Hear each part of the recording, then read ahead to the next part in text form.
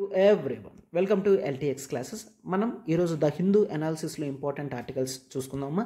అయితే ఈరోజు చాలా తక్కువ ఆర్టికల్స్ అనేవి ఉన్నాయి. సో ఇంపార్టెంట్ ఆర్టికల్స్ ఉన్నవి డీటెయిల్గా డిస్కస్ చేసుకుందాం. చూడండి.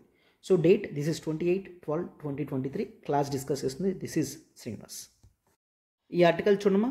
Will SLIM revolutionize the lunar landings. ఈ ఆర్టికల్ మనకి టెక్స్ట్ అండ్ కాంటెక్స్ట్ పేజ్లో వచ్చింది. General studies paper 3 science and టెక్నాలజీలో ఇంపార్టెంట్ ఆర్టికల్ అనమాట. క్లియర్. సో ఈ లూనార్ ల్యాండింగ్ ఏంటి, ఈ స్లిమ్ మిషన్ ఏంటి, అదంతా కూడా డీటెయిల్డ్గా నీట్గా అంతా చూద్దాం. జాగ్రత్తగా అంతా అబ్జర్వ్ చేయండి అమ్మా. First thing first, that is the lunar landing. Lunar landing అంటే మూన్ మీద ల్యాండ్ అయ్యే కెపాసిటీని ది లూనార్ ల్యాండింగ్ అని అంటామన్నమాట. లూనార్ అంటే మూన్ కదమ్మా. సో మూన్ మీద మనం కొన్ని స్టడీ ఆబ్జెక్ట్స్ అనేవి పంపిస్తున్నాం అన్నమాట. క్లియర్. సో అవి మూన్ మీద రోవర్ చేస్తాయి, అంటే మూన్ మీద తిరుగుతూ అక్కడ స్టడీస్ అనేవి చేసి రిజల్ట్స్ అనేవి ఎర్త్కి పంపించడం జరుగుతుందన్నమాట. రైట్. ఎందుకు మూన్ని స్టడీ చేయడం అనేది యాజ్ ఆఫ్ నౌ మనకి మోస్ట్ ఇంపార్టెంట్. ఎందుకంటే రైట్, సో ఫ్యూచర్ అంతా కూడా మూన్ మీద ఉండే పరిస్థితి ఉంటుందేమో అని కొన్ని సైన్స్ ఫిక్షన్స్ కూడా చెప్తున్నాయి. రైట్. ఇఫ్ యూ అబ్జర్వ్ ఎర్త్ని తీసుకుంటే ఎర్త్ ఈరోజు చాలా వరకు క్లైమేట్ చేంజ్ థ్రెట్లో ఉంది, అవునా. సో ఒకవేళ ఎర్త్ అనేది ఒక అన్డ్వెల్లింగ్ పొజిషన్లో అంటే ఉండడానికి నివాసయోగ్యంగా లేకపోతే అప్పుడు హ్యూమన్ అంతా కూడా ఎక్కడో ఒక సెలెస్టియల్ బాడీ దగ్గరికి వెళ్ళాలి కదా.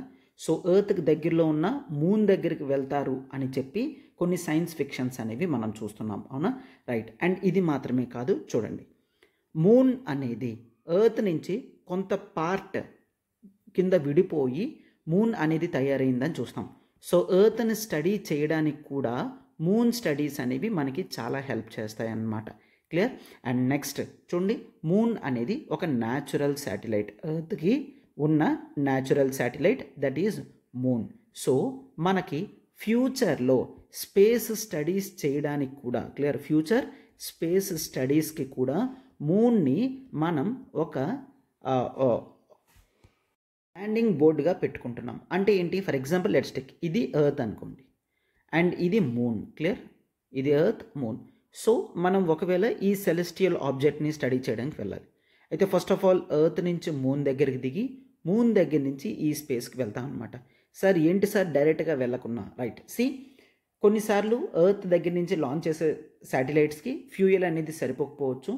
సో అందుకనే మనం మూన్ని కూడా ఒక మీడియేటింగ్ పొజిషన్లో పెట్టుకున్నామంటే ఫార్ స్పేస్ స్టడీస్ చేయడానికి మూన్ అనేది హెల్ప్ చేస్తుంది. క్లియర్.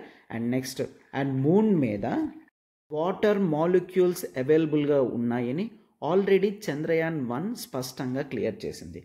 సో అయితే ఈ వాటర్ ఇప్పటికీ ఉందా? వాటర్ ఎందుకు ఇప్పుడు మొత్తం అంతా ఆవిరైపోయింది అంటే ఫ్యూచర్లో కూడా మళ్ళీ వాటర్ అనేది ఇక్కడ ఫార్మ్ అయ్యే ఛాన్స్ ఉంటుందా? ఒకవేళ వాటర్ అనేది ఫార్మ్ అయితే హ్యూమన్ ఇక్కడ నివసించడానికి అవుతుందా? ఇట్లాంటి వాటన్నిటి స్టడీస్కి కూడా మూన్ అనేది చాలా ఇంపార్టెంట్ అనమాట. అర్థమైంది కదమ్మా. అందుకనే మూన్ స్టడీస్ గురించి నెంబర్ ఆఫ్ కంట్రీస్ ట్రై చేస్తున్నాయి. అయితే రీసెంట్గా ఇండియా కూడా తన యొక్క చంద్రయాన్ 3 ప్రోగ్రామ్ని, క్లియర్, చంద్రయాన్ 3 ప్రోగ్రామ్ని సక్సెస్ఫుల్గా లాంచ్ చేసి the south side of the moon, clear, మూన్కి సౌత్ సైడ్లో సాఫ్ట్ ల్యాండింగ్ అనేది చేయడం జరిగింది అని చూస్తాం. క్లియర్. మూన్కి సౌత్ సైడ్లో ది సాఫ్ట్ ల్యాండింగ్ అనేది చేసి అక్కడ మన మిషన్ అంతా కూడా రోవర్ చేసింది, అనుకున్నదంతా కూడా సక్సెస్ఫుల్గా కంప్లీట్ చేయడం అనేది జరిగింది అని చూసాం. రైట్. అయితే ఇప్పుడు మరొక country that is Japan moon landing అనేది చేస్తుందన్నమాట. జపాన్ మూన్ ల్యాండింగ్ చేస్తుంది. అయితే చంద్రయాన్ 3కి జపాన్ ఇప్పుడు తీసుకొచ్చిన మిషన్కి డిఫరెన్స్ ఏంటి అనేది కూడా ఆర్టికల్లో కొంతవరకు చెప్పడం జరిగింది. సో ఈ ఇష్యూస్ అంతటి గురించి కూడా మనం ఇప్పుడు మాట్లాడదాం. జాగ్రత్తగా అబ్జర్వ్ చేయండి అమ్మా. అండ్ ఒకసారి చూడమా, కొత్త బ్యాచెస్ అనేవి ఒకవేళ మీరు యూపీఎస్సీ ఆఫ్లైన్ విశాఖపట్నంలో ప్రిపేర్ అవ్వాలనుకుంటున్నారంటే this is the lowest ever fees అమ్మా. విశాఖపట్నంలో ఫీజు అనేది కేవలం 45,000కే లాంచ్ చేయడం అనేది జరిగింది with life time validity. Clear. So life time validity మీకు 45,000కే మీకు కంప్లీట్ ప్రోగ్రామ్ అంతా కూడా అవైలబుల్గా ఉంటుంది. 1 January 2024 నుంచి మనకి కొత్త బ్యాచ్ అనేది స్టార్ట్ అవుతుంది. And this is the high time that you can start. So offer అనేది 31st డిసెంబర్ వరకు మాత్రమే ఉంటుందమ్మా 45,000కి. మీకు ఏ డౌట్ ఉన్నా మీరు ఈ నెంబర్కి కాల్ చేయగలరు. 7893899553 నెంబర్కి మీరు కాల్ చేయగలరు అనమాట. రైట్. సో మూన్ ల్యాండింగ్ అనేది మనకి important. So this is moon and this is earth. Clear, this is earth. అయితే డైరెక్ట్గా ఎర్త్ మీద నుంచి అలా మూన్ మీద ల్యాండ్ అవ్వడానికి పాసిబిలిటీ కాదు. క్లియర్, అలా ఎర్త్ మీద నుంచి మూన్ దగ్గరికి వెళ్ళడానికి పాసిబిలిటీ కాదు. It has to take some roots. Clear, it has to take some roots. ఆ రూట్స్ అనేవి ఇప్పుడు మనకి చాలా ఇంపార్టెంట్ అనమాట. సార్ ఎందుకు డైరెక్ట్గా వెళ్ళడానికి అవ్వదు, ఎందుకు డైరెక్ట్గా వెళ్ళడానికి అవ్వదు అంటే మిడిల్లో మనం అనుకున్న ప్రాజెక్ట్ చూడండి, ఇట్లాగా వెళ్ళాలి అంటే దీన్ని ఒక projectile motion. Clear, this is A projectile motion. ఇది ఒక ప్రొజెక్టైల్ మోషన్. అయితే ఈ మోషన్లో ఆబ్జెక్ట్ అనేది పంపించడానికి పాసిబిలిటీ కాదు. ఎందుకంటే మిడిల్లో చాలా వరకు డిస్టర్బెన్సెస్ అనేవి ఉండొచ్చు, ఫ్యూయల్ అనేది సరిపోదు. క్లియర్, సో ఇట్లాగా నెంబర్ ఆఫ్ ప్రాబ్లమ్స్ అనేవి మన శాటిలైట్కి వస్తాయన్నమాట. సో అందుకని ఎర్త్ మీద నుంచి ఏ శాటిలైట్ పంపించినా సరే జనరల్గా అది ఎర్త్ చుట్టూ తిరుగుతుంది. క్లియర్, ఎర్త్ చుట్టూ తిరుగుతుంది. ఎర్త్ చుట్టూ తిరిగి తర్వాత మాత్రమే మూన్ యొక్క ఆర్బిట్లోకి వెళ్తుందన్నమాట. క్లియర్, సో ఈ డిస్టెంట్ రూట్ అనేది మనం తీసుకుంటున్నాం. రైట్, ఈ డిస్టెంట్ రూట్ అనేది తీసుకుంటున్నాం. సో ఇప్పుడు దీని గురించి కూడా అర్థం కావాలంటే ఇంకా బేసిక్గా జనరల్గా చెప్తాను చూడమ్మా. ప్రతి సెలెస్టియల్ ఆబ్జెక్ట్కి కూడా క్లియర్, ప్రతి సెలెస్టియల్ ఆబ్జెక్ట్కి కూడా గ్రావిటీ అనేది ఉంటుందన్నమాట. క్లియర్, ప్రతి సెలెస్టియల్ ఆబ్జెక్ట్కి అంటే నథింగ్ బట్ జనరల్గా ప్రతి మాస్ ఉన్న బాడీకి కూడా గ్రావిటేషనల్ ఫీల్డ్ అనేది ఉంటుందన్నమాట. ప్రతి మాస్ ఉన్న బాడీకి కూడా గ్రావిటేషనల్ ఫీల్డ్ ఉంటుందన్నమాట. అంటే సార్ హ్యూమన్స్కి కూడా గ్రావిటేషనల్ అట్రాక్షన్ ఫోర్స్ ఉంటుందా? Yes, of course. హ్యూమన్కి కూడా మాస్ ఉన్న ప్రతి బాడీకి కూడా గ్రావిటేషనల్ ఫోర్స్ అనేది ఉంటుందన్నమాట. అయితే మనం ఎందుకు సార్ దేన్ని అట్రాక్ట్ చేయలేకపోతున్నాం? ఎందుకు అంటే హ్యూమన్ యొక్క గ్రావిటేషనల్ ఫోర్స్ కన్నా ఎర్త్ యొక్క గ్రావిటేషనల్ ఫోర్స్ అనేది చాలా ఎక్కువ కాబట్టి హ్యూమన్ యొక్క గ్రావిటేషనల్ ఫోర్స్ అనేది నెగ్లిజిబుల్గా సస్పెండ్ అయిపోతుంది అనమాట. అర్థమైందా? ఎర్త్ యొక్క గ్రావిటేషనల్ ఫోర్స్ ఎక్కువ కాబట్టి హ్యూమన్ యొక్క గ్రావిటేషనల్ ఫోర్స్ అట్రాక్షన్ పవర్ అనేది మనకి కనిపించదు. Right, yes. అయితే ఇప్పుడు ఎర్త్ యొక్క గ్రావిటేషనల్ ఫీల్డ్ దాటి మనం వెళ్ళాల్సి ఉంటుంది. క్లియర్, ఎర్త్ యొక్క గ్రావిటేషనల్ ఫీల్డ్ దాటి వెళ్ళాల్సి వస్తుంది అనమాట. సో అయితే ఏదైనా ఒక ఆబ్జెక్ట్ అనేది ఏదైనా ఒక ఆబ్జెక్ట్ అనేది తనకి జనరల్గా ఉన్న పాత్లో కాకుండా ఆపోజిట్ ఫోర్స్లో వెళ్ళాలి అంటే చూడండి, ఏదైనా ఒక ఆబ్జెక్ట్ అనేది మనం ఇక్కడ పెట్టినట్లయితే అది డైరెక్ట్గా కిందకి ఎర్త్ వైపు వస్తుంది. ఎందుకంటే బికాజ్ ఆఫ్ ఇట్స్ గ్రావిటీ అని అంటాం, అవునా? మరి ఏదైనా ఆబ్జెక్ట్ గ్రావిటీకి ఎగెయిన్స్ట్గా వెళ్ళాలి అంటే దానికి ఎక్స్ట్రా ఫోర్స్ అనేది హెల్ప్ కావాలి, అవునా? ఎక్స్ట్రా ఫోర్స్ అనేది కావాలి. ఈ ఎక్స్ట్రా ఫోర్స్ అనేది ఎలా ఇస్తారు? రైట్, ఈ ఎక్స్ట్రా ఫోర్స్ అనేది శాటిలైట్ తన యొక్క ఫ్యూయల్ని యూజ్ చేసుకొని ఇస్తుందన్నమాట. అర్థమైందా? సో మనం ఏదైనా సెలెస్టియల్ బాడీస్ని స్టడీ చేయడానికి శాటిలైట్స్ని పంపిస్తాము. అయితే ఈ శాటిలైట్స్ అనేది చూడండి ఒక రాకెట్లో పెట్టి పంపిస్తాము. ఈ రాకెట్ ఏంటి సార్? రాకెట్ అనేది it is a vehicle. Clear, so దీన్నే మనం లాంచ్ వెహికల్ అని అంటామన్నమాట. క్లియర్, సో ఇప్పుడు అంతా అర్థమవుతుందా? సో ఒక సెలెస్టియల్ బాడీని స్టడీ చేయడానికి శాటిలైట్ అనేది పంపించాలి. అయితే ఈ శాటిలైట్ అనేది ఎట్లా వెళ్తుంది? ఈ శాటిలైట్ అనేది ఒక రాకెట్లో మనం అమర్చి ఈ రాకెట్కి ఫ్యూయల్ అనేది సప్లై చేసి అప్పుడు ఎర్త్ యొక్క గ్రావిటేషనల్ ఫీల్డ్కి ఆపోజిట్లో ఎక్స్ట్రా ఫోర్స్తో మనం పంపించడం వల్ల ఎర్త్ యొక్క గ్రావిటీని దాటి అది వెళ్తుందన్నమాట. Clear, right. అయితే ప్రతి మాస్ గ్రావిటీ ఉన్న ఆబ్జెక్ట్కి సెలెస్టియల్ బాడీలో ఉన్న ఆబ్జెక్ట్స్కి తన చుట్టూ కూడా కొంత స్పేస్ అనేది ఉంటుంది. దీనికి ఈ ఎర్త్ యొక్క గ్రావిటేషనల్ ఫోర్స్ అనేది కొంత డిస్టెన్స్ వరకు ఉంటుందన్నమాట. It is not that earth sphere అనేది ఇట్లా కంప్లీట్ అయిపోయిన వెంటనే గ్రావిటేషనల్ ఫీల్డ్ అనేది ఒక 2 కిలోమీటర్స్కో 3 కిలోమీటర్స్కో 10 కిలోమీటర్స్కో ఆగిపోతుందని కాదు. ఎర్త్ కాస్త ఎక్కువ డిస్టెన్సే తన యొక్క గ్రావిటీని చూపిస్తుందన్నమాట. సో ఫస్ట్ ఆఫ్ ఆల్ జనరల్గా సైంటిస్ట్ ఏం చేస్తారంటే ఎర్త్ చుట్టూ కూడా ఎర్త్ గ్రావిటీలో ఈ రాకెట్ని ఈ శాటిలైట్ని లాంచ్ చేయడం జరుగుతుందన్నమాట. సో ఈ శాటిలైట్ ఈ ఎర్త్ యొక్క ఆర్బిట్స్లో ఇట్లా తిరుగుతూ తర్వాత తర్వాత it enters into the transfer orbit అని చూస్తాము. ట్రాన్స్ఫర్ ఆర్బిట్ అంటే ఏంటి సార్? నేమ్లో ఉంది చూడమ్మా. ఇట్ ట్రాన్స్ఫర్స్ ఎక్కడి నుంచి? From the earth. Clear? So earth యొక్క స్పియర్ నుంచి కంప్లీట్గా డిస్టెన్స్గా వెళ్ళాలి అంటే ఈ ట్రాన్స్ఫర్ ఆర్బిట్ అనేది ఇంపార్టెంట్ అనమాట. అయితే ఒకవేళ మీరు అడిగారు అనుకోండి, సార్ ఈ ట్రాన్స్ఫర్ ఆర్బిట్ అనేది మ్యాండేటరీయా అని. ఐ కుడ్ సే మ్యాండేటరీ అంటే అబ్సల్యూట్లీ నో. మరి ఎందుకు సార్ ఈ ట్రాన్స్ఫర్ ఆర్బిట్ మనం చూస్ చేసుకుంటున్నాం? ఎందుకు ట్రాన్స్ఫర్ ఆర్బిట్ చూస్ చేసుకుంటున్నాం అంటే ఒక్కసారి చూడండి. మనం ఎక్కడికైనా స్టడీకి వెళ్ళాలి అంటే మనతో స్టడీకి కావాల్సిన ఆబ్జెక్ట్స్ని ఎక్కువ పట్టుకెళ్తాం. ఇక్కడ మూన్ని స్టడీ చేయాలంటే శాటిలైట్ అనేది మనకి చాలా ఇంపార్టెంట్. సో రాకెట్లో ఉన్న స్పేస్ అంతా కూడా, అర్థమవుతుందా? ఇది రాకెట్ అనుకోండి. రాకెట్లో ఉన్న స్పేస్ అంతా కూడా మనం ఎక్కువ గ్యాడ్జెట్స్ పట్టుకెళ్ళి శాటిలైట్ని మరింత ఎక్విప్మెంట్గా తయారు చేసి ఈ శాటిలైట్తో ఎక్కువ స్టడీస్ చేయాలని చూస్తాం. అంతేనా? సో శాటిలైటే ఒకవేళ రాకెట్లో ఎక్కువ ఫోర్స్ తీసుకుంటుంది అంటే మనకి ఫ్యూయల్కి చాలా తక్కువ స్పేస్ అనేది ఉంటుందన్నమాట. జనరల్గా ఎవరైనా సరే తక్కువ ఫ్యూయల్తో శాటిలైట్ యొక్క స్పేస్ని పెంచుకుంటూ స్టడీస్కి అనుగుణంగా చూసుకుంటారనమాట. అయితే తక్కువ ఫ్యూయల్ కావాలి అంటే ఏం చేయాలి? ప్రతి సెలెస్టియల్ బాడీకి ఉన్న గ్రావిటేషనల్ ఫీల్డ్నే మనం యూజ్ చేసుకుంటూ జనరల్గా వాడతామన్నమాట. సో ఇక్కడ కూడా ఈ ట్రాన్స్ఫర్ ఆర్బిట్లోకి పంపించిన తర్వాత ఈ శాటిలైట్ ఏదైతే ఉంటుందో తన దగ్గర ఉన్న తక్కువ ఫ్యూయల్తోనే అది the gravitational field of moon దగ్గరికి వెళ్ళడం జరుగుతుందన్నమాట. అర్థమైందా? చంద్రయాన్ 3 కూడా ఇదే విధంగా ఎర్త్ చుట్టూ కూడా రౌండ్స్ కొడుతూ తర్వాత ది ట్రాన్స్ఫర్ ఆర్బిట్కి వెళ్ళి తర్వాత మూన్ చుట్టూ కూడా తిరుగుతూ ల్యాండ్ అవ్వడం అనేది జరిగిందనమాట. రైట్? అయితే ఇదంతా ఇప్పుడు ఎందుకు డిస్కస్ చేస్తున్నామంటే జనరల్గా ఏ కంట్రీ అయినా సరే ఈ విధంగానే వెళ్తుందన్నమాట. అయితే మనం ది చంద్రయాన్ 3 ప్రోగ్రామ్ అనేది 2023లోనే సక్సెస్ఫుల్గా కంప్లీట్ చేసాం. అవునా?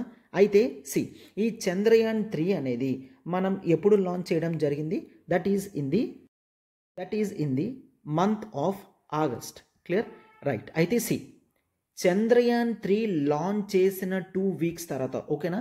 చంద్రయాన్ 3 లాంచ్ చేసిన 2 వీక్స్ తర్వాత జపాన్ కూడా Japan space agency, that is the JAXA, ఇది కూడా స్లిమ్ మిషన్ని లాంచ్ చేయడం జరిగింది. What is this SLIM mission? SLIM mission అంటే the smart lander for investigating మూన్ని ఇన్వెస్టిగేట్ చేయడానికి ల్యాండర్ పంపిస్తున్నాము అన్నట్లుగా వాళ్ళు నేమింగ్ అనేది చేయడం జరిగిందనమాట. క్లియర్? స్లిమ్ మిషన్ అనేది the Japan's the soft lander అనమాట. క్లియర్? సో ఇది కూడా సాఫ్ట్ ల్యాండింగ్ చేయడానికి ఈ smart lander for investigating moon SLIM మిషన్ని యూజ్ చేయడం అనేది జరుగుతుంది. మనం ఆగస్ట్లో పట్టుకెళ్ళి మొత్తం అంతా కంప్లీట్ అయిపోయింది. దానికి వీళ్ళు ఇప్పుడు ఈ డిసెంబర్ 25న ఎర్త్ యొక్క స్పియర్ దాటి ది మూన్ యొక్క స్పియర్లోకి వెళ్ళింది అని చెప్తున్నారు. అండ్ ఇది జనవరి 19కి మూన్ మీద ల్యాండ్ అవుతుంది అని చెప్పారనమాట. ఓకేనా? మూన్ మీద ల్యాండ్ అవుతుంది అని చెప్పారు. సార్ మనది అప్పుడే కంప్లీట్ అయిపోయిన తర్వాత వీళ్ళది ఇంతవరకు ఉందేంటి? రైట్. సో మెయిన్ స్లిమ్ మిషన్కి ది ఇస్రో యొక్క చంద్రయాన్ 3 మిషన్కి డిఫరెన్స్ అదే అనమాట. నేను ఏమని చెప్పాను?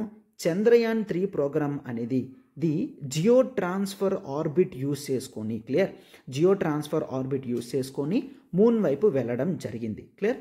అయితే చంద్రయాన్ 3 మిషన్ ఒక్కసారి మీరు చూసుకున్నట్లయితే దీని యొక్క టోటల్ వెయిట్ అనేది 3900 kgs అనమాట, చంద్రయాన్ 3ది.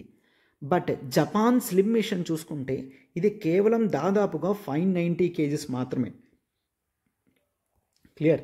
సో అయితే ఇది కేవలం 590 kgs ఉన్నది అంటే అర్థం ఏంటి? ఇది ఎక్కువ ఫ్యూయల్ని క్యారీ చేయడం లేదు. ఎక్కువ ఫ్యూయల్ని క్యారీ చేయకపోతే ఎలా వెళ్ళాల్సి వస్తుందో ఒక్కసారి చూడండి. See if this is earth, ఒకవేళ ఎక్కువ ఫ్యూయల్ ఉంది అనుకోండి, ఆ మార్కింగ్ అనేది చూడండి. సి ఎక్కువ ఫ్యూయల్ ఉంటే నేను చాలా ఎక్కువ స్పీడ్తో రైట్, సో డిస్టెన్స్ ట్రావెల్ చేస్తూ ఇట్లా వెళ్ళగలను రైట్. ఎస్, అదే ఒకవేళ తక్కువ ఫ్యూయల్ ఉంది అంటే, ఫర్ ఎగ్జాంపుల్ ఇప్పుడు జాక్సా స్లిమ్ మిషన్ అనేది this is a fuel thrifty mission అని పిలుస్తున్నారనమాట. అంటే చాలా తక్కువ ఫ్యూయల్తోనే ల్యాండ్ అవ్వడానికి హెల్ప్ చేస్తుంది అనమాట, మూన్ వైపు వెళ్తుంది. సో ఒక్కసారి చూడండి, ఇది తీసుకున్న మోషన్ అనేది ఎంత వీలైతే అంత దగ్గరగా ఎర్త్ దగ్గరగా ఎక్కువ సార్లు తిరుగుతుంది అనమాట రైట్. రైట్, అయితే మీకు డౌట్ రావచ్చు, సార్ ఎక్కువ సార్లు తిరిగితే దీనికి ఎక్కువ ఫ్యూయల్ ఖర్చు అవ్వాలి కదని. నో, అక్కడ ఎక్కువ సార్లు తిరగడం వల్ల ఖర్చు అవ్వదు. సి ఒక్కొక్క ఆర్బిట్ మారుస్తున్నప్పుడు దానికి ఫ్యూయల్ అవుతుంది అనమాట. సి కొద్దిగా శాటిలైట్ తన యొక్క ఆర్బిట్ని చేంజ్ చేస్తుంది అంటే ఫ్యూయల్ అనేది తక్కువ ఖర్చు అవుతుంది. అదే ఇది ఆర్బిట్స్ అన్నిటినీ కూడా ఇట్లా వెర్టికల్గా క్రాస్ చేసుకొని పైకి వెళ్తుంది అంటే అప్పుడే ఎక్కువ ఫోర్స్ అనేది ఉపయోగించాల్సి వస్తుంది. ఎక్కువ ఫోర్స్ అనేది ఉపయోగిస్తే ఎక్కువ ఫ్యూయల్ అనేది కావాలి. అందుకని చంద్రయాన్ 3900 kgs మిషన్ అయినా స్లిమ్ మిషన్ అనేది 590 kgs. అందుకని చాలా త్వరగా చంద్రయాన్ 3 మిషన్ ఎర్త్ దగ్గర నుంచి బయటకు వెళ్ళి మూన్ మీద ల్యాండ్ అవ్వడం జరిగింది. బట్ జపాన్ మిషన్ చూసుకుంటే దాంట్లో తక్కువ ఫ్యూయల్ ఉండడం వలన ఎర్త్ చుట్టూ కూడా తిరుగుతూ మ్యాక్సిమం ఎర్త్కున్న గ్రావిటేషనల్ ఫోర్స్ని ఉపయోగించుకుంటూ ఫ్యూయల్ ఖర్చు లేకుండా ఎక్కువ ఎర్త్ మీద తిరుగుతూ ఇప్పుడు అది మూన్ స్ఫియర్లోకి వెళ్ళడం జరిగింది అని చెప్తున్నారనమాట. అర్థమైందా? అందుకే ఇంత డిస్టెన్స్ అనేది టైం పట్టింది రైట్. అయితే ఇప్పుడు మనం దీన్ని ఎందుకు చదవాలి అంటే, ఒకటి ఈ టైప్ ఆఫ్ మిషన్స్ని ఎందుకు ఇస్రో తీసుకొని రాకూడదు అంటే, for example see even Chandrayaan 3 success తర్వాత we're intending for the Chandrayaan 4 programme కూడా తీసుకొని వద్దాం అనుకుంటున్నాం. అయితే ఈ చంద్రయాన్ 4లో మనం కూడా ఫ్యూయల్ అనేది తక్కువగా యూజ్ చేసి, ఓకేనా, ఫ్యూయల్ అనేది తక్కువగా యూజ్ చేసి మిషన్ లాంచ్ చేస్తే మన ఎక్స్పెన్సెస్ అనేవి ఇంకా తగ్గుతాయి కదా. క్లియర్? అయితే ఆర్టికల్లో ఆథర్ ఏమని చెప్తున్నారంటే, సి ఒకవేళ కొంత టైం అనేది పట్టినా పర్వాలేదు అని అనుకుంటే ఈ మిషన్ అనేది సక్సెస్ఫుల్గా కంప్లీట్ అవ్వచ్చు అని చెప్తున్నారనమాట. అయితే సి ఒకవేళ ఈ స్లిమ్ అనేది ఆల్రెడీ మూన్ స్ఫియర్లో ఉంది, ఇది జాన్ 19th కల్లా ల్యాండ్ అయ్యే ఛాన్సెస్ ఉంది. ఎగ్జాక్ట్గా అనుకున్నట్టుగా అది ల్యాండ్ అయిపోతే మాత్రం, ఈ మిషన్ సక్సెస్ఫుల్గా కంప్లీట్ అయితే మాత్రం అప్పుడు ఈ స్లిమ్ మిషన్ నుంచి చూసి నేర్చుకోవడానికి చాలా ఉంటుంది అని ఆథర్ చెప్తున్నారనమాట రైట్. సి ఒకటేంటంటే తక్కువ ఫ్యూయల్తో మూన్ మీదకి వెళ్ళడానికి ఛాన్స్ ఉంది అంటే it actually open the doors for the private sector. Clear? So తక్కువ ఖర్చుతో అవుతుంది అంటే ప్రైవేట్ సెక్టర్ ఎంట్రన్స్కి హెల్ప్ చేస్తుంది. ఒకవేళ ప్రైవేట్ సెక్టర్ కనుక ఈ మూన్ ల్యాండింగ్ మిషన్స్ మీద ఇంట్రెస్ట్ చూపిస్తున్నారంటే ఆ ఎంటైర్ ఫీల్డ్ అనేది చాలా కాంపిటేటివ్గా ఉంటుంది.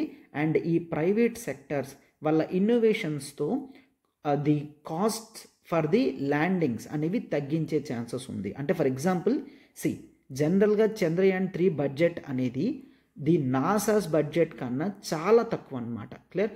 అండ్ సి ఇప్పుడు చంద్రయాన్ 3కి ఎంత బడ్జెట్ అయిందో దాంట్లో కేవలం 1/7 బడ్జెట్తోనే జపాన్ ఇప్పుడు లాంచ్ చేసింది అని చూస్తాం.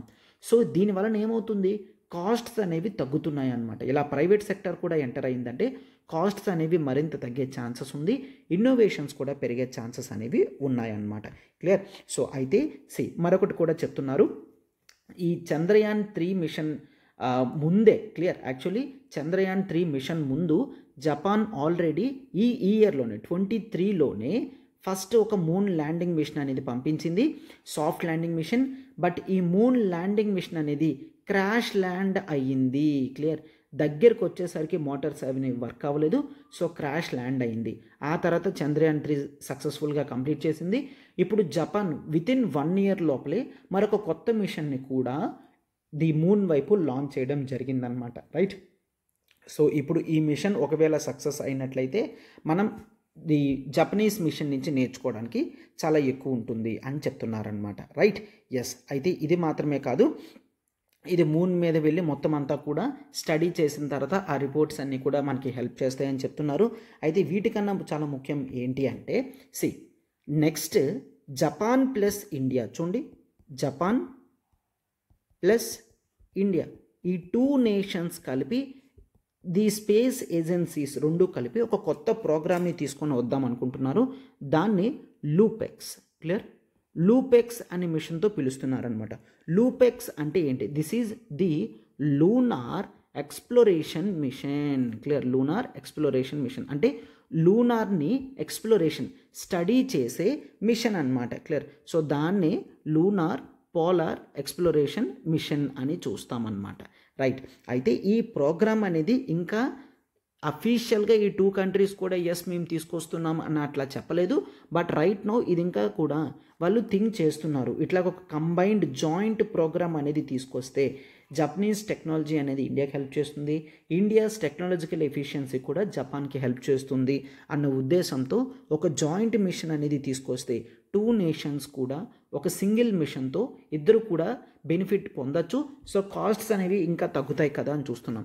అయితే ఈ లూపెక్స్ మిషన్లో ఇప్పుడు ఈ స్లిమ్ మిషన్ యొక్క సక్సెస్ని ఈ లూపెక్స్ మిషన్లో మనం పెట్టామంటే తక్కువ ఫ్యూయల్స్తోనే లాంచ్ చేసే ఛాన్సెస్ అనేవి కూడా ఉంటాయి అని చెప్తున్నారు.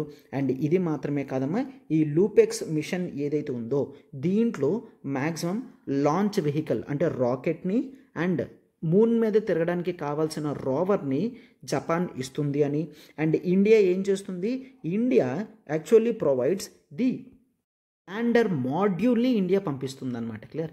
ల్యాండర్ మాడ్యూల్ని ఇండియా ఇస్తుంది అండ్ దానికి కావాల్సిన రాకెట్ని కానీ అండ్ రోవర్ని కానీ జపాన్ ఇస్తుంది.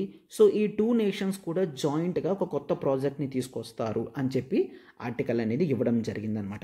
అర్థమైంది కదమ్మా? సో ఇంపార్టెంట్ ఏవైతే ఉన్నాయో ఆర్టికల్ అదంతా కూడా నేను డిస్కస్ చేశాను. వీటి మీద క్లారిటీ అనేది మనకి చాలా ఇంపార్టెంట్ అనమాట. క్లియర్? సో శాటిలైట్ ఎలా ట్రావెల్ చేస్తుంది, క్లియర్, అండ్ ఎందుకు ఫ్యూయల్ కొన్నిసార్లు ఎక్కువ ఖర్చు అవుతుంది, ఎందుకు ఫ్యూయల్ ఖర్చు అవ్వదు, ఏ విధంగా వెళ్తే ఖర్చు అవ్వదు, అదంతా కూడా మనం డిస్కస్ చేసుకున్నాం. రైట్? ఎస్. చూడమ్మా, complete UPSC GS foundation course అనేది జిఎస్ 1, 2, 3, 4 కంప్లీట్ మీకు ప్రోగ్రామ్ అనేది వస్తుంది, ఇంక్లూడింగ్ ఎస్ఐతో సహా మీకు వస్తుంది. లైవ్ అండ్ రికార్డెడ్ ప్రోగ్రామ్ అనేది కేవలం 18,000 రూపీస్కి మీకు ఇప్పుడు అవైలబుల్గా ఉందన్నమాట. క్లియర్? సో కేవలం 18,000 రూపీస్కి మీకు ఏ డౌట్ ఉన్నా సరే ఈ నెంబర్ చూడండి, 7893899553. సో మీకు ఏ డౌట్ ఉన్నా సరే ఈ నెంబర్కి మీరు కాల్ చేయగలరు. అండ్ ఇది సూపర్ బ్లాక్ బాస్టర్ ఆఫర్ అనమాట. కేవలం 18,000 రూపీస్కి both live plus recorded classes అనేవి మీకు అవైలబుల్గా వస్తున్నాయి. మరొక బ్యూటిఫుల్ ఆఫర్ చూడమ్మా, UPSC infinity with full life time వ్యాలిడిటీతో. క్లియర్? సో మీకు కంప్లీట్ లైఫ్ టైం వ్యాలిడిటీతో కేవలం 45,000కి తీసుకొని రావడం జరిగిందమ్మా. ఇక్కడ మీకు జిఎస్ ఫౌండేషన్ కోర్స్ ఉంటుంది and UPSC add on packs ఉంటాయి ప్రతి ఎగ్జామ్తో సహా. క్లియర్? మీరు ఒక్కసారి చూడండి, మీకు కేవలం జనరల్ స్టడీస్ మాత్రమే సరిపోతుందంటే 18,000 పెట్టి మీరు స్టార్ట్ చేయగలరు. అండ్ ఇంకా మీకు గ్రూప్స్ కానీ బ్యాంక్ ఎగ్జామ్స్ కానీ ప్రతిదానికి కూడా యాక్సెసిబిలిటీ ఆల్ ఇన్ ఆల్ కావాలి అనుకుంటే యూ కెన్ టేక్ దిస్ 45,000 మీరు అమౌంట్ అనేది పే చేసి యూపీఎస్సీ ఇన్ఫినిటీ ఫుల్ ప్రోగ్రామ్ అనేది తీసుకోగలరు అనమాట. సో కొత్త బ్యాచ్ అనేది January 1 నుంచి స్టార్ట్ అవుతుంది కాబట్టి 31 డిసెంబర్ వరకు మాత్రమే ఈ ఆఫర్ వ్యాలిడిటీ అమ్మ. Beautiful offer. 60,000 ఫీజు అనేది కేవలం 45,000కే పెట్టడం అనేది జరిగిందనమాట. క్లియర్? సో మీకు ఏ డౌట్ ఉన్నా ఈ నెంబర్కి మీరు కాల్ చేయగలరు, 7893899553 నెంబర్కి కాల్ చేయగలరు. నెక్స్ట్ ఈ ఆర్టికల్ చూడమ్మా, మనకి ఈరోజు ద హిందూ సైన్స్ పేజ్లో అపియర్ అయింది. That is the scientist are using the fruit flies to find clues to Huntington disease అని ఆర్టికల్ అనేది రావడం జరిగింది. అయితే ఈ ఆర్టికల్ అనేది మనకి general studies paper 3 science and టెక్నాలజీలో important diseases related and next and even anthropology సబ్జెక్ట్లో కూడా కొన్ని ఈ టాపిక్స్ అనేవి జెనెటిక్స్లో మనం మాట్లాడుకుంటాం. సో ఆంథ్రోపాలజీ స్టూడెంట్స్ కూడా ఇంకేదే హెల్ప్ చేస్తుంది అనమాట. రైట్? ఎస్. అయితే చూడండి, ఈ ఆర్టికల్లో first of all Huntington disease గురించి మాట్లాడుతున్నారు. Clear? So this is a Huntington disease. ఒకసారి చూడండి, హంటింగ్టన్ డిసీజ్ అనేది ఇదొక హెరిడేటరీ డిసీజ్. ఏ డిసీజ్ అమ్మా? Hereditary disease. హెరిడేటరీ డిసీజ్ అంటే ఫాదర్ మదర్ లీనియస్ నుంచి నెక్స్ట్ జనరేషన్స్కి వెళ్తుంది అంటే దాన్ని హెరిడేటరీ డిసీజ్ అని అంటాం. ఓకేనా? నెక్స్ట్ జనరేషన్స్కి పాస్ ఆన్ అవుతుంది అంటే ఒక డిసీజ్ని హెరిడేటరీ డిసీజ్ అని అంటామన్నమాట. అయితే ఈ డిసీజ్ అనేది మనం డామినెంట్ డిసీజ్ కింద కన్సిడర్ చేస్తాం. డామినెంట్ డిసీజ్ అంటే ఏంటి సార్? డామినెంట్ డిసీజ్ అంటే జనరల్గా ఒక్కసారి చూడండి, ప్రతి బాడీలో కూడా ఇక్కడ ప్రతి బాడీలో కూడా ఇండివిజువల్ బాడీలో 2 కాపీస్ ఆఫ్ జీన్స్ అనేవి వస్తాయి. క్లియర్? ఏ కాపీస్ అమ్మా? 2 copies. Clear? 2 copies of jeans వస్తాయి. అయితే వాటికి నేను ఇక్కడ 2 స్పేసెస్ పెడుతున్నాను. ఓకేనా? అయితే 2 స్పేసెస్ ఎందుకంటే ఒకటి మదర్ దగ్గర నుంచి, ఒకటి ఫాదర్ దగ్గర నుంచి. ఓకేనా? మదర్ దగ్గర నుంచి, ఫాదర్ దగ్గర నుంచి వస్తాయి. డామినెంట్ డిసీజ్ అంటే ఏంటంటే ఇక్కడ ఈ 2 కాపీస్లో కూడా, ఈ 2 స్పేసెస్లో కూడా ఒక స్పేస్లో డిసీజ్ ఉన్నా, క్లియర్, ఒక స్పేస్లో డిసీజ్ ఉన్నా అది మొత్తం బాడీ అంతా కూడా ఎఫెక్ట్ అవుతుంది అంటే ఆ డిసీజ్ని డామినెంట్ డిసీజ్ అని అంటాం. అర్థమవుతుందా? అయితే దీనికి మళ్ళీ ఇంకా వేరే చెప్తాను. ఇక్కడ ఈ 2 కాపీస్ ఉన్నాయి. ఒకటి మదర్ దగ్గర నుంచి వచ్చింది, ఒకటి ఫాదర్ దగ్గర నుంచి వచ్చింది. అయితే కొన్ని డిసీజెస్ అనేవి లెట్స్ టేక్ ఫాదర్ దగ్గర నుంచి ఒక డిసీజ్ అనేది వచ్చింది. బట్ ఇది డామినెంట్ డిసీజ్ కాదనుకోండి, రెసెసివ్ డిసీజ్ అనుకోండి. క్లియర్? సో డామినెంట్ డిసీజ్ కాదు అనుకోండి, అప్పుడు ఇది బాడీ మీద ఎపియరెన్స్ అనేది కనిపించదు. అంటే ఆ వ్యక్తికి ఆ డిసీజ్ ఉంది అని తెలియదన్నమాట. క్లియర్? సో బట్ ఇక్కడ డామినెంట్ డిసీజ్లో చూడండి, ఇక్కడ ఈ 2 కాపీస్లో ఒక కాపీ మీద డిసీజ్ అనేది ఉన్నా సరే ఆ బాడీకి ఆ డిసీజ్ వస్తుంది. అంటే ఇక్కడ ఏ అనే వ్యక్తి ఉన్నాడు, వీడికి వాళ్ళ ఫాదర్ దగ్గర నుంచి హంటింగ్టన్ డిసీజ్ అనేది హెరిడిటరీగా ట్రాన్స్ఫర్ అయ్యింది అనుకోండి. అది కేవలం ఒక్క కాపీ మీద ఉన్నా సరే మొత్తం బాడీ అంతా కూడా హంటింగ్టన్ డిసీజ్కి ఎఫెక్ట్ అవుతుంది. అవునా కాదా? సో దీన్ని మనం డామినెంట్ డిసీజ్ అని అంటామన్నమాట. రైట్? అయితే ఈ హంటింగ్టన్ డిసీజ్ అనేది ఇక్కడ డామినెంట్ అని, హెరిడిటరీ అని అర్థమైంది కదా. దిస్ ఈజ్ నాట్ క్యూరబుల్ అని చూస్తాం. క్లియర్? చాలా వరకు దీనికి ప్రాపర్ క్యూర్ అనేది లేదనమాట. క్లియర్? సో ఈ హంటింగ్టన్ డిసీజ్ వచ్చిన వాళ్ళు డిసీజ్ ఎఫెక్ట్ అనేది ఫేస్ చేసి తర్వాత చనిపోవడం అనేది జరుగుతుందన్నమాట. రైట్? అయితే బేసిక్గా ఈ హంటింగ్టన్ డిసీజ్ ఏంటి సార్ అంటే this is a progressive degeneration. చూడండి, progressive degeneration. Right? Progressive degeneration of ఏంటి? Progressive degeneration of that is the skills of speaking. Clear? So జనరల్గా ప్రతిదీ ఉంటుంది. స్పీకింగ్ అని అంటే నథింగ్ బట్ ఓవరాల్గా మెంటల్ వీక్నెస్ అనేది వస్తుందన్నమాట. Clear?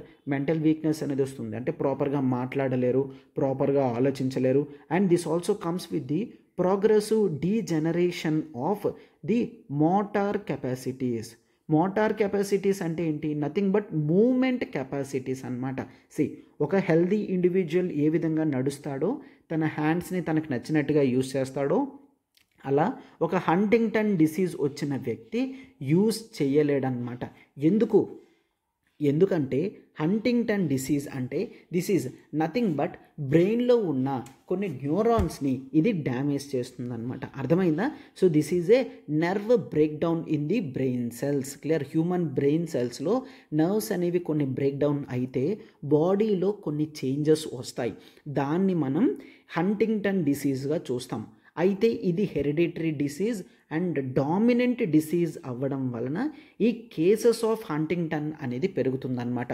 Mostly the people from 30 to 50 age gap. Clear? So 30 years నుంచి 50 years ఈ గ్యాప్లో ఉన్న పీపుల్కి ఈ హంటింగ్టన్ డిసీజ్ అనేది వస్తుందన్నమాట. రైట్? అయితే ఒక ప్రాబ్లం ఏంటి అంటే లెట్స్ టేక్ ఒక ఇండివిజువల్కి 30 yearsకి వచ్చిందనుకోండి, least 30 years let's take. So 30 yearsకి వచ్చిందనుకోండి, 30 years మేల్కి అప్పటికే మ్యారేజ్ అయిపోతుంది. అవునా? సో నెక్స్ట్ ఈ మ్యారేజ్ అయిపోయిన తర్వాత అప్పటికే కొంతమంది బేబీస్, క్లియర్, చిల్డ్రన్ ఉంటారు. రైట్? అప్పటికే చిల్డ్రన్ ఉంటారు అంటే అర్థం ఏంటి?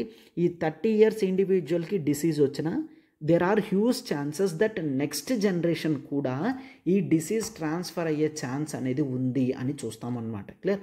సో అప్పటికే మ్యారేజ్ అయిపోతుంది కాబట్టి ఈ డిసీజ్ అనేది ఇప్పటికీ కూడా పాపులేషన్లో తిరుగుతూనే ఉంది. చూడండి, కొన్ని డామినెంట్ అండ్ డేంజరస్ డిసీజెస్ ఉంటాయి. బట్ అవి ఎర్లీ ఏజెస్లోనే రావడం వలన విత్ ఇన్ ది వాళ్ళు ఈవెన్ మ్యారేజ్కి ముందే చనిపోవడం వల్ల ఆ డిసీజ్ అనేది నెక్స్ట్ జనరేషన్స్కి వెళ్ళట్లేదు. బట్ ఇటువంటి లేట్ ఎఫెక్టెడ్ డిసీజెస్, క్లియర్, చిన్నప్పటి నుంచి వాడికి అసలు ఏమీ తెలియదు బాడీలో, కంప్లీట్గా అవుట్ రైట్లీ బాగానే ఉంటారు. ఎట్ ద ఏజ్ ఆఫ్ 30, 35, 40 ఇవి స్టార్ట్ అవుతాయి అన్నమాట. కొద్దిగా స్టార్ట్ అయ్యి కంప్లీట్గా బాడీ అంతా కూడా హంటింగ్టన్ డిసీజ్ అనేది ఎఫెక్ట్ చూపిస్తుంది అనమాట. అంటే బై ద ఏజ్ ఆఫ్ 30 వాళ్ళకి అసలు తెలీదు, పోస్ట్ 30, 40 తర్వాత మాత్రమే ఇది తెలుస్తుంది అనమాట. సో ఇట్లా వచ్చిన ఈ ఇండివిజువల్స్ ఎవరైతే ఉన్నారో వాళ్ళకి మూడ్ స్వింగ్స్ అనేవి జరుగుతాయి, క్లియర్. అండ్ బాడీలో కొన్ని జర్కీ మూమెంట్స్ అనేవి వస్తాయి, మాట్లాడడానికి కష్టంగా ఫీల్ అవుతారు, తినడానికి కూడా కష్టంగా ఫీల్ అవుతారు, నడవడానికి కూడా కష్టంగా ఫీల్ అవుతారు అనమాట. ఎందుకంటే ఈ మోటార్ కెపాసిటీస్ కానీ, సైకలాజికల్ కెపాసిటీస్ కానీ, మెంటల్ కెపాసిటీస్ కానీ ఇవన్నీ కూడా డీజనరేట్ అవ్వడం జరుగుతుందన్నమాట. అయితే దీనికి క్యూర్ అనేది లేకపోవడం వల్ల సిమ్టమ్స్ బట్టి, డిసీజ్ డిగ్రీ బట్టి కొన్ని సంవత్సరాలు ఉండి వాళ్ళు చనిపోవడం అనేది జరుగుతుందన్నమాట. రైట్. అయితే ఈ కంప్లీట్ మెకానిజం అనేది సైంటిఫికల్గా బాడీలో ఎలా జరుగుతుంది అనేది కూడా ఒక్కసారి చూడండమ్మా. రైట్. అయితే బాడీలో ప్రతి ఇండివిజువల్లో కూడా కొన్ని ప్రోటీన్స్ అనేవి రిలీజ్ అవుతుంటాయమ్మా, క్లియర్. బాడీలో ప్రోటీన్ ఫార్మేషన్స్ అనేవి జరుగుతాయి. ఎందుకు ప్రోటీన్ ఫార్మేషన్స్ అనేవి జరుగుతాయంటే బాడీలో కొన్ని సెక్రీషన్స్ అనేవి జరగాలి. ఆ సెక్రీషన్స్ అనేవి ఎంటైర్ బాడీ మూవ్మెంట్ని, పోస్చర్ని అంతటిని కూడా మెయింటైన్ చేస్తుంది, క్లియర్. సో కొన్ని ప్రోటీన్స్ అనేవి కోడింగ్ అయి ఉంటాయన్నమాట. ఇక్కడ నేను ఎంతవరకు చెప్తున్నాను అదంతా కూడా చాలా జాగ్రత్తగా చూడండి. ప్రోటీన్స్ అనేవి బాడీలో ఉంటాయి. ఈ ప్రోటీన్స్ అనేవి కొన్ని సెక్రీషన్స్కి హెల్ప్ చేస్తాయి. ఆ సెక్రీషన్స్ అనేవి బాడీని స్టేబుల్గా ఉంచడానికి హెల్ప్ చేస్తాయి అన్నమాట. రైట్. ఎస్. అయితే ఈ ప్రోటీన్స్ ఎలా ఫార్మ్ అవుతాయి? ఈ ప్రోటీన్స్ అనేవి బాడీలో డిఎన్ఏలో ఉన్న కోడింగ్ ప్రకారం ఫార్మ్ అవుతాయి, ఓకేనా. బాడీలో కోడింగ్ ఉంటుంది, ఆ కోడింగ్ బట్టి ఇవి ఫార్మ్ అవుతాయి. ఈ కోడింగ్ ఏంటి సార్ అంటే సింప్లీ డిఎన్ఏ అని చెప్తాం, క్లియర్. సింప్లీ డిఎన్ఏ అంటే డిఎన్ఏలో ఇన్ఫర్మేషన్ రాసి ఉంటుంది. ఆ ఇన్ఫర్మేషన్ ప్రకారం దాన్ని కోడింగ్ అంటాం. ఆ ఇన్ఫర్మేషన్ ప్రకారం ప్రోటీన్స్ అనేవి రిలీజ్ అవుతాయి, క్లియర్. అయితే ఈ ప్రోటీన్స్ గనుక అనుకున్నట్లుగా రిలీజ్ కాకపోతే అవి డిసీజెస్ కింద వస్తాయి, ఓకేనా. అవి బాడీ నుంచి డిసీజెస్ కింద బయటికి వస్తాయి. ఫర్ ఎగ్జాంపుల్ హంటింగ్టన్ డిసీజ్ కూడా because of mall formation, clear, mall functioning, కొన్ని ప్రోటీన్స్ ప్రాపర్గా రిలీజ్ కాకపోతే ఈ డిసీజ్ అనేది వస్తుందన్నమాట. అయితే ఏం జరుగుతుంది? డిఎన్ఏలో కొంత ఇన్ఫర్మేషన్ అనేది ఉంటుంది హంటింగ్టన్కి. దాన్నే మనం హెచ్టిటి జీన్ అని అంటాం. ఈ హెచ్టిటి జీన్ అనేది, క్లియర్, కొన్ని ప్రోటీన్స్ని రిలీజ్ చేస్తుంది. ఇది బాడీలో మోటార్ కెపాసిటీస్కి, క్లియర్, థింకింగ్ కెపాసిటీస్కి, స్పీకింగ్ కెపాసిటీస్కి వాటన్నిటినీ కూడా ఇది కంట్రోల్ చేస్తుందన్నమాట. అంటే అర్థం ఏంటి సార్? బాడీలో ప్రతి ఇండివిజువల్లో కూడా ఈ హెచ్టిటి ఉంటుందా? ఎస్, ప్రతి ఇండివిజువల్లో కూడా ఈ నార్మల్ హెచ్టిటి జీన్ అనేది ఉంటుందన్నమాట. అయితే ఈ జీన్లో ది స్ట్రెచ్ ఆఫ్ డిఎన్ఏ అనేది ఉంటుంది, క్లియర్. జీన్ అంటే ఏంటి అంటే the stretch of DNA, clear. The stretch of DNA అంటే ఈ కోడెడ్ ఇన్ఫర్మేషన్, ఈ పార్ట్ అంతా కూడా జీన్ కింద చూస్తామన్నమాట. ఈ స్ట్రెచ్ ఆఫ్ డిఎన్ఏలో కొన్ని అమైనో యాసిడ్స్ అనేవి ఉంటాయన్నమాట, క్లియర్. సో కొన్ని అమైనో యాసిడ్స్ అనేవి ఉంటాయి. సో వాటి యొక్క స్ట్రెచ్ బట్టి మనకి ఈ హెచ్టిటి జీన్ అనేది కొన్ని ప్రోటీన్స్ని ఎక్స్క్రీట్ చేస్తుంది. ఆ ప్రోటీన్స్ అనేవి, క్లియర్, అంటే ప్రోటీన్ ఫార్మేషన్ జరుగుతుంది. ఆ ప్రోటీన్ నుంచి బాడీ అనేది గ్రో అవుతుంది అనమాట. రైట్. ఎస్. అయితే నేను కంప్లీట్ బేసిక్ లెవెల్లో చెప్తున్నాను, మరీ అంత డీప్గా డిస్కస్ చేయాల్సిన అవసరం అనేది లేదనమాట. రైట్. ఎస్. సో ఇక్కడ జనరల్గా నాన్ సైన్స్ స్టూడెంట్స్ ఉంటారు కూడా, కాబట్టి వాళ్ళకి అర్థం అవడానికి కంప్లీట్ బేసిక్గానే మాత్రమే నేను ఇక్కడ చెప్తున్నాను. సో ఇక్కడ చూడండి. సో ఇక్కడ ఫర్ ఎగ్జాంపుల్ దీంట్లో కొన్ని స్ట్రెచెస్ అనేవి 11 నుంచి 31 స్ట్రెచెస్ అనేవి ప్రతి ఒక్కరికి ఉంటాయి. అంటే రిపీట్ అవుద్ది అనమాట. రిపీట్ అంటే ఏంటి అంటే ఇందాక చూడండి, దిస్ ఈజ్, గుర్తుంచుకోండి, there are 4 nucleotides A, T, C, G. Coding అంతా కూడా ఈ 4 న్యూక్లియోటైడ్స్తో అవుతాయి. అయితే ఈ హెచ్టిటి జీన్ నుంచి, క్లియర్, ఇది చూడండి, ఈ హెచ్టిటి జీన్ అనేది ATTCG అనుకోండి, క్లియర్, ATTCG అనుకోండి. ఇది నెక్స్ట్ 11 నుంచి 31 టైమ్స్ రిపీట్ అవుద్ది అనమాట. ATTCG అని కంటిన్యూస్గా మొత్తం ఒక 11 నుంచి 31 వరకు కూడా ఈ న్యూక్లియోటైడ్స్ అనేవి డెవలప్ అవుతాయి. సో దీన్ని అంతటినీ కూడా నేను ఇప్పుడు జీన్ అని అంటున్నాను అనమాట. ఈ జీన్ కోడింగ్ అనేది ఇలా ఉన్నప్పుడే బాడీలో ప్రోటీన్ అనేది రిలీజ్ అవుతుంది, ఆ ప్రోటీన్ హెల్ప్ చేస్తుంది. క్లియర్? అట్లా కాకుండా గుర్తుంచుకోండి, చూడండి 11 నుంచి 31 ఉండాలి కదా, 31 లేకుండా ఒకవేళ ఇవి 35కి వెళ్ళాయి అనుకోండి, అర్థమవుతుందా? ఇక్కడ ఏమవుతుంది, ఎక్స్ట్రా రిపిటేషన్ అనేది జరుగుతుంది. నీకు 31 టైమ్సే రిపీట్ అవ్వాలి. 11 టైమ్స్ అయినా పర్వాలేదు, 31 టైమ్స్ అయినా, మిడిల్లో ఎన్ని రిపీట్స్ అయినా పర్వాలేదు. 15 వచ్చి 20 వచ్చి ఆగిపోయినా బాడీకి ఏమాత్రం కూడా ప్రాబ్లం ఉండదు. ఒకవేళ 31 దాటి 35 రిపిటేషన్స్ జరిగాయంటే ఎక్కువ ప్రోటీన్ మాల్ ఫార్మేషన్ అనేది జరుగుతుంది. ఇప్పుడు బాడీలో ఈ హంటింగ్టన్ డిసీజ్ అనేది వచ్చే ఛాన్సెస్ ఉంటాయన్నమాట. ఇలా 31 లిమిట్ దాటి ఈ హెచ్టిటి రిపీట్స్ ఎన్నైతే వస్తాయో దాన్ని బట్టి the dangerousness of the degree of disease అనేది పెరుగుతుందన్నమాట. కొన్నిసార్లు డాక్టర్స్ ఏమని చెప్తున్నారంటే కొన్ని బాడీస్లో ఈవెన్ 150 రిపీట్స్ కూడా దొరుకుతున్నాయి అని అంటున్నారనమాట. క్లియర్? 150 రిపీట్స్ కూడా దొరుకుతున్నాయి. 150 రిపీట్స్ ఉన్నాయి అంటే హంటింగ్టన్ డిసీజ్ అనేది చాలా ఎక్కువగా ఎఫెక్ట్ చేస్తుంది అని చెప్తున్నారనమాట. రైట్? ఎస్. సో దీన్నే ఇక్కడ ఈ రిపీట్ని గ్లూటమైన్ రిపీట్ అని అంటామన్నమాట. క్లియర్? సో అది గ్లూటమైన్ని రిలీజ్ చేయడానికి హెల్ప్ చేస్తుంది. అది కంప్లీట్ ప్రోటీన్ని ఎగ్జాక్ట్గా బాడీలో ఎంత కావాలో అంత ప్రొడ్యూస్ చేస్తుంది. అది కాకుండా ఎక్కువ రిపీట్స్ వచ్చాయి అంటే బాడీకి ఎక్కువ డ్యామేజ్ అనేది జరుగుతుందన్నమాట. అర్థమైంది కదమ్మా? రైట్. అయితే ఇప్పుడు డాక్టర్స్ మొత్తం ఇదంతా కూడా స్టడీ చేస్తున్నారనమాట. అయితే దేని మీద స్టడీ చేస్తున్నారంటే right now they are studying on the fruit flies. Clear? Fruit flies మీద స్టడీ చేస్తున్నారు. సో ఫ్రూట్ ఫ్లైస్లో కూడా ఈ డిసీజెస్ అనేవి ఉంటాయి కదా, సో అక్కడ కూడా ఈ ప్రోటీన్ ఫార్మేషన్ అనేది జరుగుతుంది కదా, వాటికి కూడా మోటార్ న్యూరన్స్ అనేవి కావాలి కదా. రైట్. అయితే ఈ ఫ్రూట్ ఫ్లైస్ని స్టడీ చేస్తున్నారు. ఎంతవరకు ఈ రిపీట్స్ అనేవి వాళ్ళకి డ్యామేజ్ చేస్తున్నాయి, అయితే బాడీలో మనం ఇంకేదైనా సప్రెసింగ్గా దొరుకుతుందా అంటే అర్థం ఏంటి? ఫర్ ఎగ్జాంపుల్ ఇక్కడ 11 నుంచి 31 రిపీట్స్ కావాలి, 31 రిపీట్స్ కాకుండా 35 రిపీట్స్ అంటే ఎక్స్ట్రా 4 రిపీట్స్ అయ్యాయి. ఈ 4 రిపీట్స్ అయినా కూడా దీన్ని సప్రెస్ చేసే విధంగా బాడీలో ఇంకేమైనా జీన్స్ ఉన్నాయా? అర్థమవుతుందా? దాన్ని స్టడీ చేస్తున్నారు. ఇలా స్టడీ చేసి ఒకవేళ ప్రాపర్ రిజల్ట్స్ వచ్చాయి అంటే ఏ జీన్స్ వీటిని సప్రెస్ చేస్తున్నాయో వాటిని కనుక్కుంటారు, వాటిని మెడిసిన్స్ కింద తయారు చేస్తారు. ఆ మెడిసిన్స్ అనేవి హంటింగ్టన్కి వచ్చిన ఆ వ్యక్తులకి ఒకవేళ ఇచ్చినట్లయితే దాని ప్రభావం తగ్గే ఛాన్సెస్ ఉన్నాయి. సో యాజ్ ఆఫ్ నౌ దీనికి ఈ హంటింగ్టన్ డిసీజ్కి ఎటువంటి క్యూరబుల్ మెడిసిన్స్ లేవు కాబట్టి ఈ స్టడీస్ అనేవి చాలా హెల్ప్ చేస్తాయన్నమాట. యాజ్ ఆఫ్ నౌ ఈ హంటింగ్ డిసీజెస్ ఎఫెక్టెడ్ పీపుల్ అనే వాళ్ళు పెరుగుతున్నారు. ఈ రిజల్ట్స్ అనేవి మనకి నెక్స్ట్ ఫ్యూచర్లో హెల్ప్ చేసే విధంగా ఉంటాయి అని ఆర్టికల్ చెప్తుందన్నమాట. రైట్. సో నేను ఎంతవరకు అయితే ఆర్టికల్ డిస్కస్ చేశానో అంతవరకు మనకి సరిపోతుందమ్మా, అంతకన్నా దాటి ఇన్డెప్త్గా మనకి అవసరం ఉండదు. రైట్? ఎస్. ఒకసారి this is the beautiful offer of the day.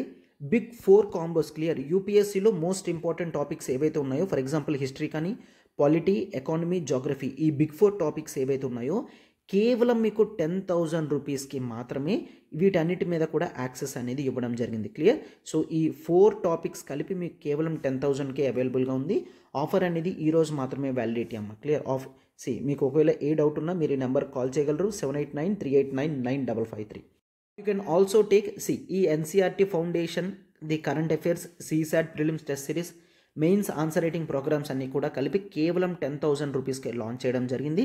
And ఈ ఆఫర్ కూడా కేవలం ఈ ఒక్క రోజు మాత్రమేనమ్మా. మీకు ఏ డౌట్ ఉన్నా మీరు ఈ నెంబర్కి కాల్ చేయగలరు, 7893899553. This is the ultimate combo programme. మీకు ఈ 5 కోర్సెస్ అనేవి కేవలం 10,000 రూపీస్కి మాత్రమే మీకు వ్యాలిడిటీతో వస్తున్నాయన్నమాట. క్లియర్? సో ఈరోజు ఒక్కరోజు మాత్రమే వ్యాలిడిటీ, మీరు ఇమీడియట్గా ఈ కోర్స్ని ఆప్ట్ చేసుకోవచ్చు. అండ్ నెక్స్ట్ ఈ ఆర్టికల్ చూడమ్మా, the growth charts WHO standards versus Indian crafted. Right. అయితే ఈ ఆర్టికల్ కూడా మనకి హెల్త్ రిలేటెడ్ టాపిక్లో మాత్రమే ఇంపార్టెంట్ అమ్మా. రైట్. ఆర్టికల్ కూడా పెరిఫెరల్గా కొన్ని ఇష్యూస్ అనేవి ఉన్నాయి, వాటిని మనం కొన్ని డిస్కస్ చేసుకుంటే సరిపోతుంది. కొంత డేటా అనేది ఉంది, అది మనకి ఇంపార్టెంట్ అనమాట. రైట్. అయితే ఈరోజు ఆర్టికల్స్, ఎడిటోరియల్ ఆర్టికల్స్ అనేవి మరి ఇంకా అంత ఇంపార్టెంట్ ఆర్టికల్స్ ఏమి కూడా మనకి ఎక్కువగా లేవు. Right. Yes. So first one, ఇక్కడ ఆథర్ ఏం చెప్తున్నారంటే ఇండియాలో one of the biggest problems ఏంటి అంటే that is the child undernutrition అని చెప్తున్నారనమాట. క్లియర్. సో చిల్డ్రన్ చాలా వరకు కూడా అండర్ న్యూట్రిషన్గా ఉంటున్నారు. చిల్డ్రన్ ఎప్పుడైతే అండర్ న్యూట్రిషన్గా ఉంటారో వీళ్ళ యొక్క ప్రొడక్టివిటీ స్కిల్స్ అనేవి జనరల్గా తక్కువగా ఉంటాయి. అవునా, ప్రొడక్టివిటీ స్కిల్స్ అనేవి పడిపోతాయి. అంటే ఏ విధంగా, ఒకవేళ చైల్డ్ అండర్ న్యూట్రిషన్గా ఉన్నాడు అంటే స్కూల్స్కి ఎక్కువ వెళ్ళలేడు. అవునా, రైట్. అండ్ వీడికి డిసీజెస్ అనేవి వచ్చే ఛాన్సెస్ కూడా ఎక్కువగా ఉంటాయి. సో స్కూల్కి వెళ్ళలేడు, డిసీజెస్ ఉన్నాయంటే ఫ్యూచర్లో కూడా వీడు వర్క్ ఫోర్స్లో జాయిన్ అయిన తర్వాత తన ప్రొడక్టివిటీని పెంచుకోలేడు. అండ్ గుర్తుంచుకోండి, బాడీకి ఎప్పుడైతే ప్రాపర్ న్యూట్రిషన్ అనేది చేరుతుందో అప్పుడు మాత్రమే తన యొక్క బ్రెయిన్, క్లియర్, సైకలాజికల్ స్కిల్స్ కూడా అంతా కూడా ఎఫెక్టివ్గా పనిచేస్తాయి అని మనం చూస్తున్నాం. బట్ ఇక్కడ ఇండియాలో చిల్డ్రన్కి అండర్ న్యూట్రిషన్ ప్రాబ్లం అనేది ఉండడం వలన వాళ్ళు వీటన్నిటికీ కూడా దూరం అవుతున్నారు. ఈరోజు ఒకవేళ చిల్డ్రన్ అండర్ న్యూట్రిషన్ కేర్ అనేది మనం తీసుకోకపోతే ఫ్యూచర్లో ఇండియా చాలా వరకు కూడా డిసీజ్ బర్డెన్ అనేది ఫేస్ చేయాల్సి ఉంటుంది అని చెప్తున్నారనమాట. రైట్.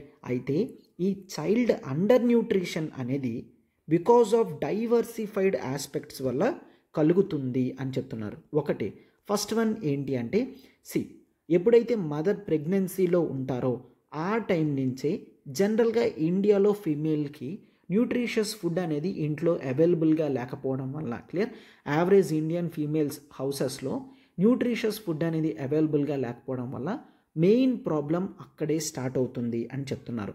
అండ్ ఇది మాత్రమే కాదు, నెక్స్ట్ హౌసెస్లో జనరల్గా హెల్త్ అండ్ హైజీన్ ఫెసిలిటీస్ అనేవి తక్కువ ఉంటున్నాయి. అండ్ ఫ్యామిలీలో శానిటేషన్ ఫెసిలిటీస్ అనేవి తక్కువ ఉంటున్నాయి. But thanks to Swachh Bharat mission వచ్చిన తర్వాత ఈ శానిటేషన్ ప్రాబ్లమ్స్ అనేవి తగ్గాయి అన్నమాట. క్లియర్. అండ్ ఇన్ జనరల్గా ఫ్యామిలీలో ఉమెన్ స్టేటస్ అనేది తక్కువగా ఉండడం వలన ఆమె మీద ఉన్న కేర్ అనేది జనరల్గా తక్కువ ఉంటుంది. సో దట్ ఇది నెక్స్ట్ చిల్డ్రన్కి ఎఫెక్ట్ చేస్తుందన్నమాట. అండ్ ఓవరాల్గా ఇండియాలో పవర్టీ రేట్స్ అనేవి ఎక్కువ ఉన్నాయి కాబట్టి, అండ్ చిల్డ్రన్ కూడా పవర్టీ కండిషన్లోనే ఎక్కువ మంది ఉంటారు. Are you getting? సో జనరల్గా పూర్ ఫ్యామిలీసే ఎక్కువ మంది చిల్డ్రన్కి చూసుకుంటారనమాట. ఎందుకు? ఎక్కువ మంది చిల్డ్రన్ ఉంటే రేపొద్దున ఫ్యామిలీలో వాళ్ళు ఇన్కమ్ అనేది తీసుకొస్తారు, ఫ్యామిలీ ఈజీగా గడుస్తుంది అన్న ఉద్దేశంతో ఎక్కువ పీపుల్ని కనడానికి ఆస్కారం ఉంటుంది. అయితే మరొకటి ప్రాబ్లం ఏంటి అంటే, పవర్టీ ఉన్న చోట చిల్డ్రన్కి ఫుడ్ ఎక్కువ దొరకదు కాబట్టి వాళ్ళు అండర్ న్యూట్రిషన్గా ఎక్కువ ఉండే ఛాన్సెస్ ఉన్నాయి. సో ఇలా డైవర్సిఫైడ్గా ఉండడం వలన చిల్డ్రన్ అండర్ న్యూట్రిషన్ అనేది జరుగుతుంది.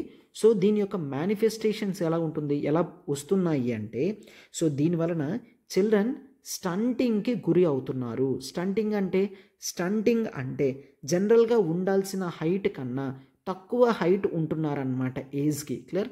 అంటే 5 ఇయర్స్కి ఎంత హైట్ ఉండాలి, 10 ఇయర్స్కి ఎంత ఉండాలి, 20 ఇయర్స్కి ఎంత ఉండాలి, అట్లా ఉండాల్సినంత హైట్ లేకపోతే దాన్ని స్టంటింగ్ అని అంటామన్నమాట.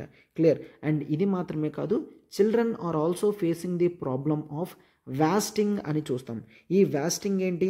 దిస్ ఈజ్ ది వెయిట్ అన్నమాట. Clear. This is the weight for the height. ఎంత హైట్లో ఎంత వెయిట్ ఉండాలి అనేది ఈ వాస్టింగ్ అనేది చూస్తామన్నమాట. రైట్. సో ఈ స్టంటింగ్ అండ్ వాస్టింగ్ ప్రాబ్లమ్స్ అనేవి ఉన్నాయి అని చెప్తున్నాం. అయితే ఈ diseases are under nutrition problems అనేవి ప్రతి ఒక్కరికి ఉంటాయి. బట్ అయితే వీటిని ప్రాపర్గా మానిటర్ చేసి చెక్ చేస్తే మాత్రమే, క్లియర్, ప్రాపర్గా మానిటర్ చేసి ఈ ప్రాబ్లమ్స్కి సొల్యూషన్స్ అనేవి తీసుకొస్తేనే నెక్స్ట్ జనరేషన్స్కి ఈ ప్రాబ్లం అనేది లేకుండా ఉంటుంది.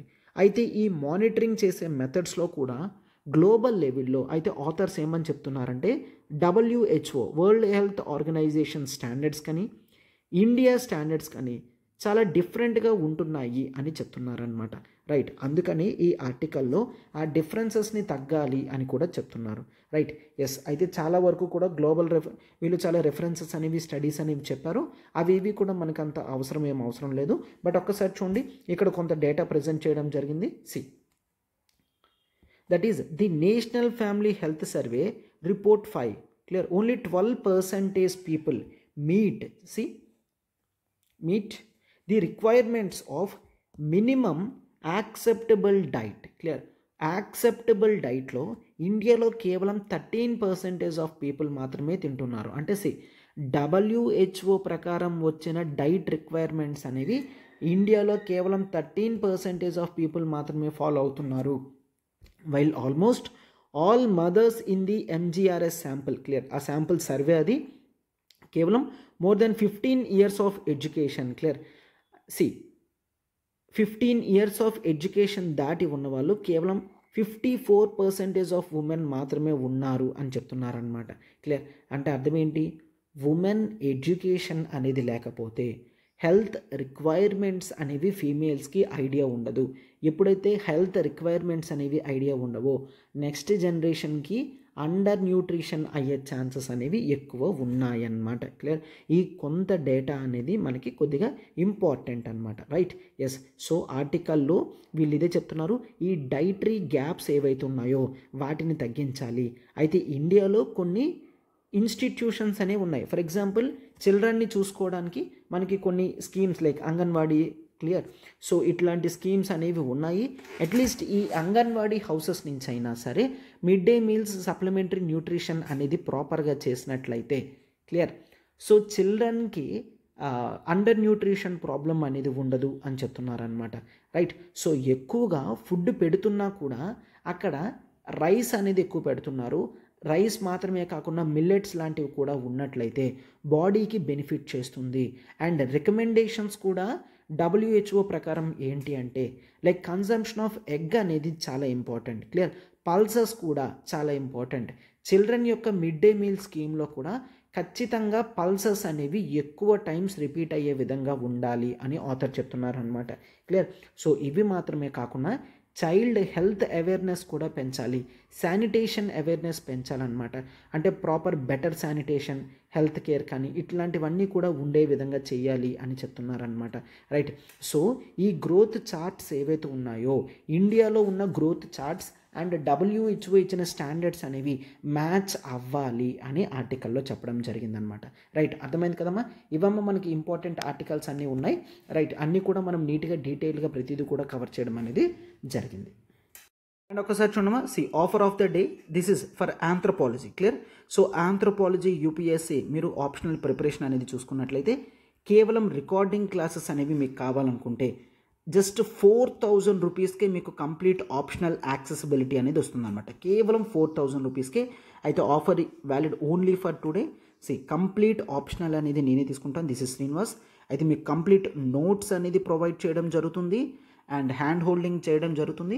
రెగ్యులర్గా ఆన్సర్ ప్రాక్టీస్ అనేది చూస్తారు and complete coverage of syllabus అనేది మీకు ఇక్కడ అవైలబుల్గా ఉంటుందన్నమాట, రైట్. ఎస్, అండ్ మీకు ఏ డౌట్ ఉన్నా సరే ఈ నెంబర్కి మీరు కాల్ చేయగలరు, 7893899553. ఒకవేళ ఆప్షనల్ సెలక్షన్లో మీరు కాస్త కన్ఫ్యూషన్గా ఉన్నా నాతో మాట్లాడాలనుకున్నా సరే మీరు ఈ నెంబర్ని కాల్ చేయగలరు, నాతో మాట్లాడగలరు.